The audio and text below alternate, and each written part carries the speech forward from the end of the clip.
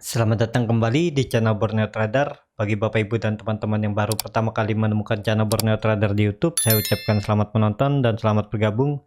Di video kali ini saya akan menganalisa saham-saham di sektor CPO ya.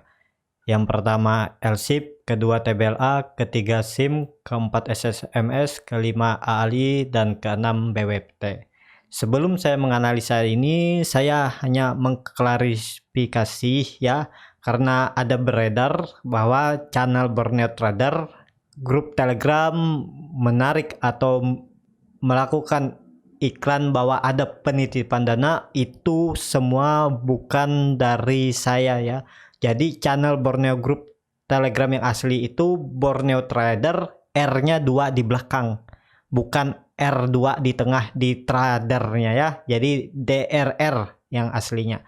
Jadi semua apapun yang berkaitan dengan channel palsu itu tidak ada kaitannya dengan channel Borneo Trader YouTube ini ya. Jadi Bapak Ibu perlu hati-hati, nggak ada cerita titip dana di channel Borneo Trader yang asli ya. Jadi semua keputusan Bapak Ibu untuk membeli saham ya Bapak Ibu bisa klik sendiri atau jual beli sendiri di akun trading masing-masing.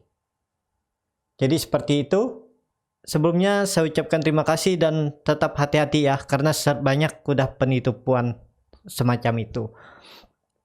Ya, kita langsung saja ke saham pertama. Saham pertama ada LSIP. LSIP pada hari Jumat kemarin ditutup terkoreksi 4,13%. Sebelumnya di hari Kamis, LSIP naik 4,31% ke level harga 1.275. Kalau dilihat transaksi asing hari Jumat net sell ya. Sebelumnya 4 hari minggu kemarin asing net buy, tapi di hari Jumat net sell. Kalau dilihat dari broker semarinya terlihat ada sedikit akumulasi saya lihat. Kita langsung saja ke teknikalnya. Secara teknikal LSIP candlenya tidak bagus ya. Penutupan hari Jumat dia sempat hampir breakdown dari 1270, tapi kemudian dibawa naik dan tutup di atas. Untuk hari Senin atau minggu depan ada potensi LSIP kembali menguji supportnya di 1270. Kalau di breakdown arah LSIP ke 1200. Tapi semoga di hari Senin atau Selasa LSIP langsung rebound ya, minimal tutup di 1350 itu masih bagus menurut saya. Apalagi mampu tutup di atas EMA 20 nya ini di 1360 ya, itu posisi bagus. Kalau enggak dia ke bawah. Apakah bisa spekulasi buy di harga sekarang? Kalau Bapak Ibu siap ya, bisa cut loss-nya di bawah ini aja. Di bawah 1150 cut loss di 1150 sekitar 9,87% ya. Kalau beli harga penutupan dan target profit terdekat di 1400. Kalau mampu breakout ya arah selanjutnya ke 1470, itu sekitar 14%. Jadi seperti itu, atau mending wait and see dulu, karena LSIP ini ya resisten 1470 ini sangat kuat, yang terbentuk bahkan dari 2017 ya, sempat diuji 1, 2, 3 kali diuji, ini yang keempat kali namun tidak pernah breakout, dan itu potensi bagus kalau 1470 itu mampu di breakout. Arah selanjutnya LSIP bahkan bisa ke 2460 ya. Tapi dengan kondisi sekarang ya seperti ini strateginya. Kalau Bapak Ibu mau menunggu wait and see ya, beli di dekat bawah di daerah 1200 bisa, terus tambah lagi di bawah sini ya, di bawah 1000. Kalaupun memang buruk-buruknya LSIP melanjutkan penurunan breakdown dari EMA 60 nya ini di 1200 dan tutup atau mengarah ke bawah EMA 200-nya di 970 sampai 1000. Ya, karena kalau dilihat dari histori sebelumnya ya LSIP ini range sideway-nya cukup lebar ya. Di 970 sampai 1470, dan sekarang dia sedang ada di pertengahan range sideway-nya. Kalau dia besok breakdown ya bisa potensi besar kalah 1100 sampai 1000. Jadi jaga di daerah bawah sini juga bisa kalau Bapak Ibu mau jaga di daerah 1100 sampai 1000. Tapi takutnya ketinggalan kereta. Jadi yang mana cocok aja, kalau mau nyicil dulu di daerah harga penutupan bisa juga. Nanti kalau memang benar LSIP mengarah ke 1100 sampai 1060 ini ya baru tambah lagi di bawah. Kalaupun dia kemudian breakdown yang harusnya nggak mungkin di breakdown 1066 ini ya cut loss saja ya. Jadi seperti itu. Untuk L-ship, indikator MACD masih sangat tajam mengarah ke bawah, bar chart di bawah 0 juga masih terbentuk. Kita langsung saja ke saham kedua. Saham kedua ada TBLA. TBLA pada hari Jumat malah rebound ya, atau melanjutkan kenaikan, tutup di level harga 1020, naik 6,25%. Kalau dilihat transaksi asing malah jualan, kesempatan jualan ya, cukup besar juga jualan di hari Jumat. Kalau dilihat dari broker summary-nya terlihat ada sedikit distribusi di saham TBLA. Kita langsung saja ke teknikalnya. Secara teknikal TBLA ini menurut saya chartnya bagus karena dia sudah membentuk. Awalnya dia sudah membentuk higher high baru ini ya, dan dia juga sudah membentuk lower high barunya ya di sini. Nah, arah selanjutnya ya kalau mampu bertahan di atas 1000 terdekat, TBLA akan meneruskan mengarah ke 1180 sampai 1200. Kalau itu mampu di breakout, arah selanjutnya bahkan TBLA bisa ke 1385. Dan juga yang saya cek di sektor CPO ya, TBLA ini menurut saya cukup menarik ya dari segi fundamental. Nah, kalau Bapak Ibu bisa perhatikan di sini ya, kita perbesar dulu. Nah, ya. Nah, ini ada TBLA. TBLA ini ROE-nya paling besar ya. Kalau AALI cuman di 36%, LSIP di 7%, IM-nya cuman dia agak besar nih. IM TBLA ini ada di 3,57%, jadi ya hutangnya juga besar ya. AALI cukup ideal, IM-nya di 1,49, kalau LSIP 1,2 jadi aman ya. Tapi yang lainnya hampir seimbang ya. TBLA, AALI dengan LSIP. Dan juga kalau dari PE dan PBP ya TBLA ini sangat menarik karena dia murah ya. Dari segi PE dan PBP ya dia nomor 1 ya. Di segi murah dan juga menarik untuk disimpan mungkin ya dalam 2-3 bulan ke depan.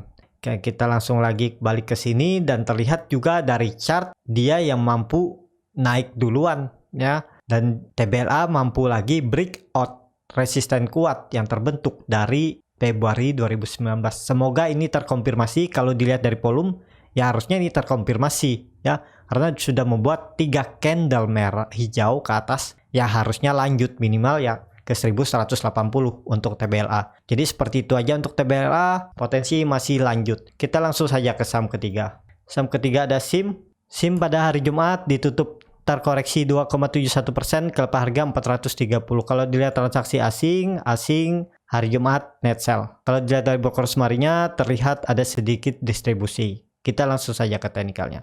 Secara teknikal SIM masih bagus menurut saya, walaupun hari Jumat dia breakdown lagi EMA 20-nya dengan disertai volume, tapi masih mempertahankan supportnya di 430. Tutup pas di atas support. Dan ya harusnya SIM mempertahankan 430 ya. Terlihat juga saat dia breakdown di tanggal 18, tanggal 20, 19 dia langsung naik, dan tanggal 21 dia kembali naik, dan tanggal 22 juga naik. Jadi ya untuk SIM masih berpotensi ke atas, tapi yang belum punya barang mending wait and see dulu ya. Yang sudah punya barang ya hot aja. Saya punya di daerah harga 440 malah saya beli kemarin saat dia breakout ini.